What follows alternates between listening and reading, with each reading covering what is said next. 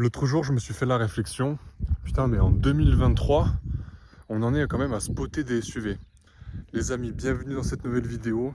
Aujourd'hui, vidéo assez différente, voire même exceptionnelle, puisque c'est la première fois que nous allons déjà essayer un SUV, mais pas n'importe quel SUV. Déjà, je m'excuse pour le vent, je vois que ça commence à venir, mais le temps est pas fabuleux, donc on va pas s'éterniser sur cette présentation. On est en compagnie d'un SUV juste incroyable. Il est anglais avec des petites touches quand même allemandes. Je vous présente tout de suite ça. N'hésite pas à t'abonner à la chaîne YouTube parce que c'est grâce à ça qu'on va pouvoir faire des essais comme celui-ci dans le futur. Chaîne YouTube Florian TD et donc mon compte Instagram Florian Photographie. Allez, viens avec moi. Là, là. Les amis, voici le DBX 707 d'Aston Martin qui est encore aujourd'hui, juste avant la mise en production du Puro Sangue, le SUV le plus puissant du monde. On a 707 chevaux pour 2 tonnes 2, donc il faut les déplacer et pour cela on a pas moins de 900 Nm de couple. Je vous jure que c'est colossal, même pour venir ici sur des petites routes de montagne, même en troisième tu passes partout. Pourquoi autant de couple ? Eh bien c'est le couple qui fera la différence pour monter, tout simplement. Bien évidemment, on est sur un DBX, mais un petit peu différent d'un DBX classique.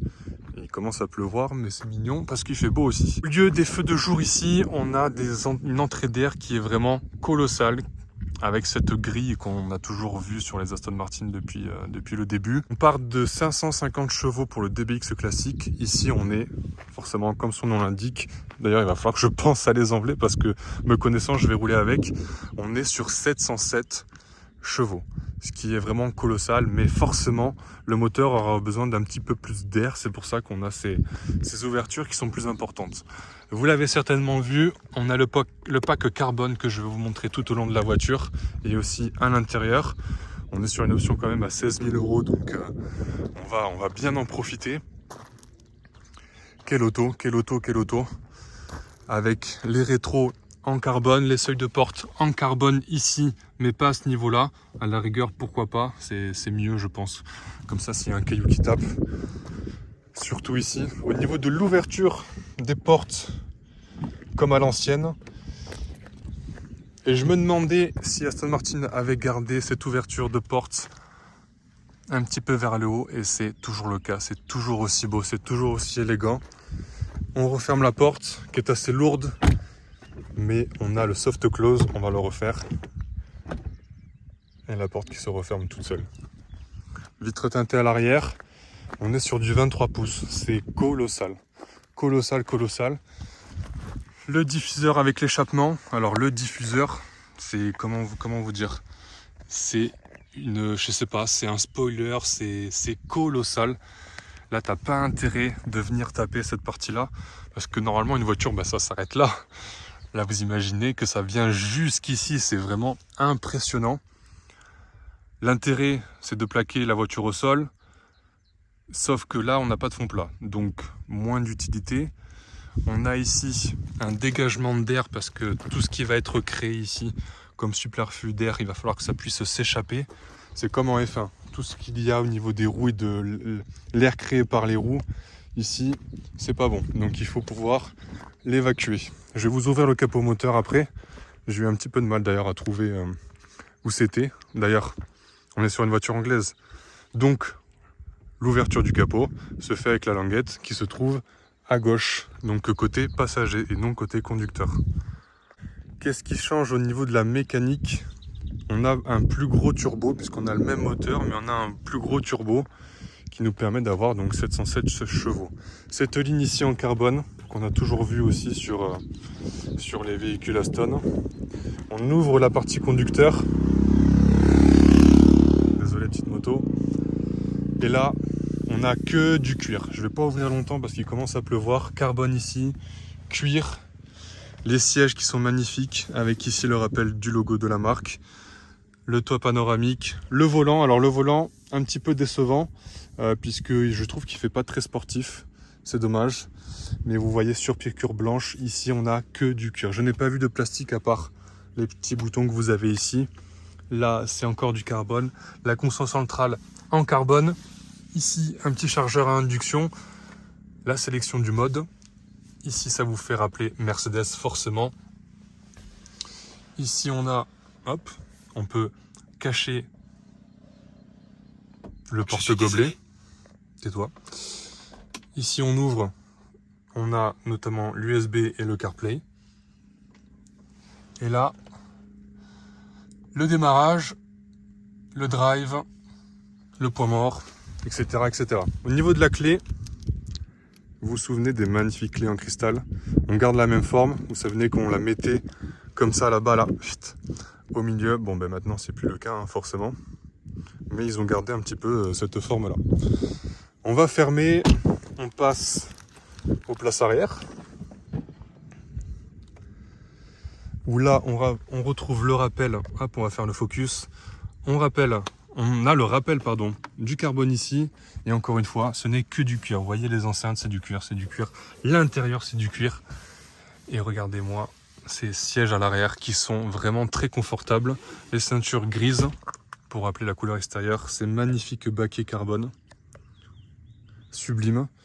Et au niveau des places arrière, bon, on va aller s'installer après. Ici, on a l'écran de contrôle pour la climatisation. Même les poignées comme ça sont magnifiques. Ouverture du coffre. Le coffre, ça va, il y a de quoi faire. Hein. Forcément, c'est un SUV. C'est assez profond, c'est pas très haut. Peut-être qu'on peut enlever là cette partie-là, je sais pas. On a gardé le plastique ici, hein, quand même. La planche de bord. Mais vous voyez, même la planche de bord, c'est du cuir. C'est vraiment impressionnant. Donc voilà, hop, on va refermer tout ça. L'échauffement qui fait un bruit sympa, vraiment très très sympa. Et cette ligne-là, ce feu qu'on a depuis l'Avantage, la signature arrière lumineuse des Aston Martin qu'on retrouve vraiment partout. Le spoiler ici en carbone. D'ailleurs, vous verrez, il n'y a pas d'essuie-glace ici, mais pas besoin parce que l'air qui va venir ici va venir chasser aussi les gouttes. Et à l'arrière, on a vraiment trois parties. Une première, une deuxième et une troisième partie. Et la vue où je me suis garé, je suis obligé de me monter ici, sur ces gravillons. Ça fait des plans assez sympas. Donc je vous l'ai dit ici, 23 pouces, ce qui est vraiment colossal. Je pense que c'est les plus gros qu'il y a sur le marché, avec les pneus aussi. Les pneus, regardez-moi ça, c'est énorme. Frein céramique d'origine, enfin en tout cas de 2 séries, c'est pas une option complémentaire. Je vais vous ouvrir le capot d'ailleurs. Donc pour ouvrir le capot, hop, on ouvre la portière passager. Et on a la trappe, celui de porte en carbone, je sais pas si je l'ai dit, contrôle ici électrique. Là, je vous montre côté passager ce que ça donne. La boîte à gants, elle s'ouvre ici. C'est génial. Ce genre de petits détails. Et on referme. Et hop, vous voyez, la trappe, elle est ici. Voilà ce que ça peut donner avec notamment le carbone au soleil.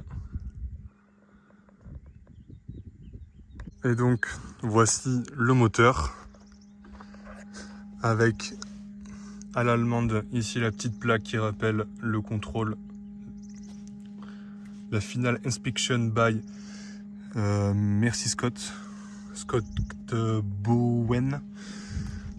Voilà les 900 Nm de couple, oui, et les 607 chevaux. Et la boîte, je l'ai pas dit d'ailleurs, c'est une boîte 9 rapports.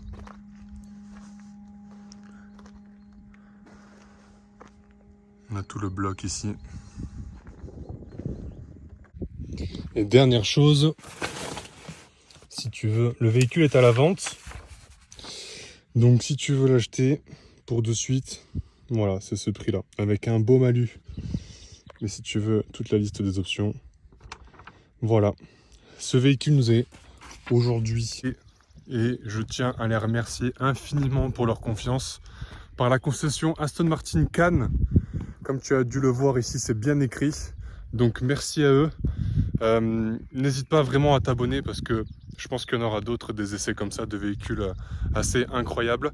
Allez, maintenant, donc là c'était la première partie et on se retrouve de suite à l'intérieur pour la deuxième partie. Donc on va passer forcément à la conduite. Allez, du coup, on monte ensemble carrément. Hop, on va aller fermer la porte. Voilà comment se présente la voiture. On va l'allumer. Le compteur s'allume. On va éviter d'avoir de la musique, sinon on va se faire striker. Donc là on est en mode radio. Là je vous ai dit c'est la sélection des modes. Donc ici c'est pour éteindre l'écran, l'échappement, le line assist. Ça c'est pour abaisser la caisse si tu veux monter à l'intérieur. Caméra, les différentes caméras de position aussi, le start and stop que je déteste. Les suspensions, la climatisation. D'ailleurs, il fait un petit peu chaud. On va descendre. Et on va allumer la voiture.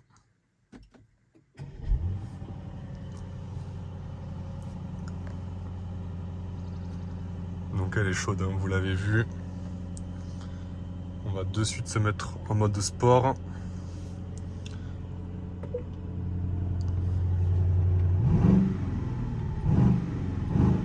Vu que je sais pas si la voiture est bouge, c'est incroyable. Il y a un limitateur, je crois d'ailleurs. Les palettes en carbone, ça je vous l'aviez pas dit, mais ça fait partie du pack. Allez, je vais vous placer juste ici et on y va pour l'essai routier.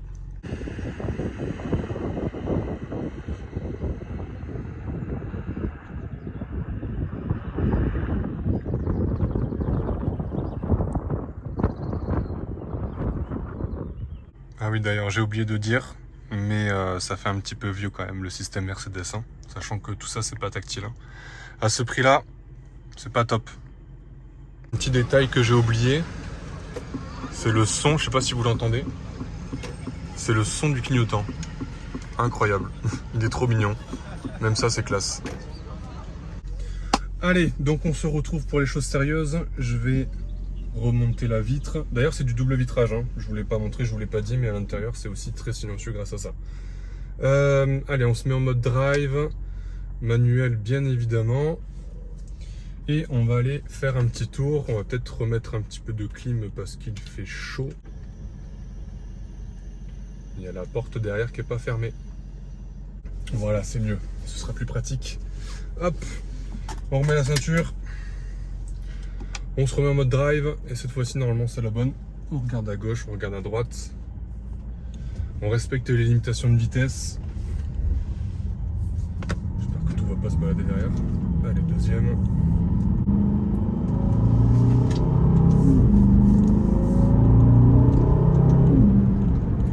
Alors, premières impressions, déjà la voiture est très facile à conduire. Je vous rappelle qu'elle fait 5 mètres.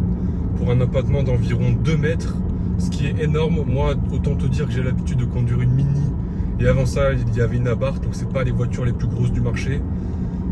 Mais malgré tout, bon, je serre un peu les fesses quand je croise quelqu'un, mais ça va, la voiture se manie encore une fois très très bien. Là, en mode sport, j'ai les suspensions qui se sont raffermies, mais pas, j'ai l'impression de pas la direction. Donc je rappuie une fois et là j'ai la direction qui est un petit peu plus lourde, ce qui est quand même plus agréable quand tu veux un petit peu attaquer. Je vois que la météo, ça c'est pas couvert, ça c'est même éclairci, donc tant mieux, on va échapper à la pluie qui était prévue. Là je suis en 4e, je vous rappelle qu'il y a 9 vitesses, et pour venir ici, ma consommation était de 22 litres. Bon, c'est normal, ça consomme, il y a 700 chevaux. Donc, en mode confort, tout se passe bien, c'est un bateau, ça se manie très bien, la direction est vraiment très très facile. Le châssis est vraiment performant pour un SUV d'une si grande taille et avec un poids aussi important. Mais mis à part ça, ça se conduit vraiment très facilement et comme toute autre voiture, vraiment je suis très agréablement surpris. En daily c'est pas mal.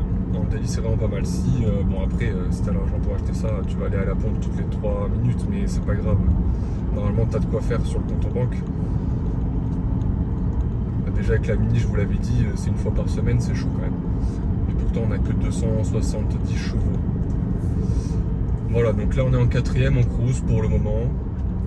C'est vrai que là pour mettre ses enfants derrière et sa petite femme, c'est nickel. On a aussi un nouveau différentiel par rapport au DBX d'avant. Le différentiel qui permet une meilleure répartition des masses, notamment dans les courbes. Et quand tu attaques, tu vois vraiment, c'est là où avec le châssis c'est vraiment complémentaire. Niveau répartition des masses, on a 52% à l'avant et 48% à l'arrière, ce qui te permet d'avoir une voiture qui est plutôt sous-vireuse. Et sur-vireuse, ça aurait été si c'était à l'arrière. Mais on a le moteur à l'avant, donc on a 2% de plus à l'avant. Donc c'est vraiment optimum pour un SUV. Qui fait, je vous le rappelle, 2 tonnes 2. Là on est sur un asphalte qui a été refait, donc c'est pas ce qu'il y a de plus accrocheur, on va dire. On y va doucement. De toute manière, là je suis en train de redescendre une espèce de colline parce que j'étais sur une station de ski. Donc on va redescendre doucement avant de réattaquer ensuite. Et pour la petite anecdote, à l'époque où le DBX a été présenté, Aston Martin m'avait invité avec mon ami Robin, que vous connaissez sûrement si vous êtes abonné à la chaîne World Supercar, qui avait présenté sa GT2 RS et sa Lamborghini Murcielago. On avait été donc invité pour la présentation d'un prototype, donc pas de téléphone. Moi j'avais ramené ma GoPro comme un journaliste, pas du tout frérot. On m'avait tout pris. Mais voilà, les premières impressions, je trouvais que ça ressemblait à un Cayenne. Tiens d'ailleurs là c'est un petit peu mouillé ici, c'est un petit peu gras, donc on fera attention. Aujourd'hui on se retrouve à bord du DBX 707 pour le présenter, donc la vie fait bien les choses les amis. Comme quoi il faut jamais lâcher. Je crois que c'est un petit peu gras, on va éviter de trop attaquer. Vraiment pluvioté, je sais pas si ça existe.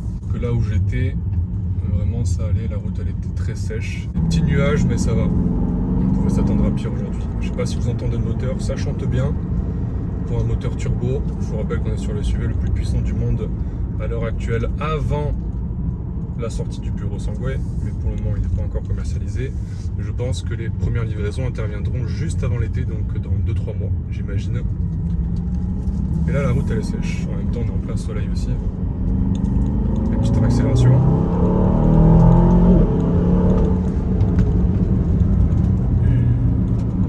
Le freinage. La voiture elle a tendance à se balader un petit peu. Qu'est-ce que ça marche? On va faire un test de freinage d'ailleurs avec la céramique. Allez, pied dedans.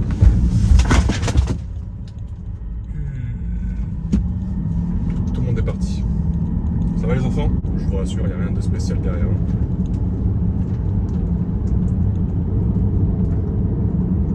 Comme ça, on a fait chauffer les céramiques. Voilà, la voiture se comporte très facilement. Très facile à emmener. Très agréable. On n'est pas gêné par les pneus et les jantes de 23 pouces. On s'octroie un petit 0 à 50. Allez, 51 maximum. Mais vraiment maximum, hein, 51. On se met en deuxième parce qu'on ne tire pas la première. Allez, c'est parti.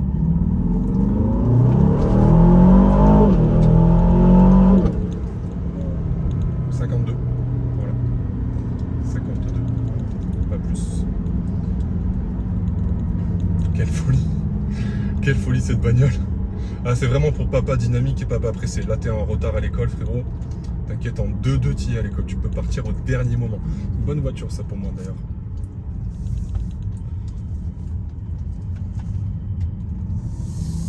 Allez, on rattaque un petit peu.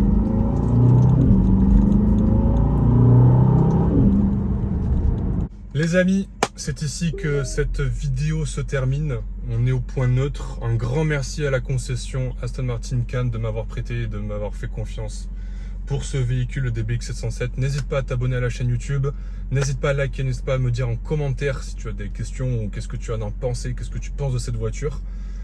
Mes réseaux sociaux, Florian Photographie sur Instagram pour vraiment les lives de voitures et les belles photos et les belles stories, les fonds d'écran, etc. Allez, abonne-toi, moi je te dis à la prochaine. Moi je vais rentrer sur Cannes. Allez, ciao ciao. Reste encore un tout petit peu parce que je vais faire ma conclusion. Donc on va rester même sur une voiture à 380 000 €. Ça marche très fort. Une fois que les turbos se sont mis en route, parce qu'il y a plusieurs plages d'utilisation sur la 2, la 3e, quand le couple il arrive, c'est vraiment incroyable. Donc ça marche très fort. Par contre l'électronique c'est pas possible sur une voiture à ce prix là, que t'aies même pas d'écran tactile, c'est pas intuitif, c'est le vieux système Mercedes des années 2010. Non franchement à ce prix là et pour ce standing là c'est pas possible.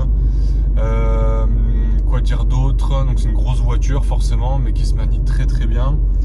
Qu'est-ce que j'ai pu constater d'autre? Non, c'est pas mal, mais je préfère le son de ma voiture et je préfère le gabarit de ma voiture.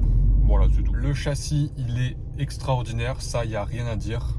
C'est vraiment une voiture daily et qu'on peut, quand tu veux t'énerver, quand tu es en retard, tu peux mettre pied dedans, il va se passer quelque chose.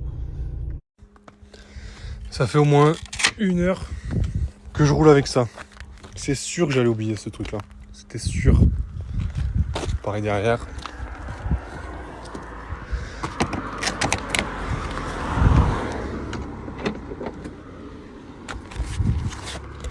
Et hop.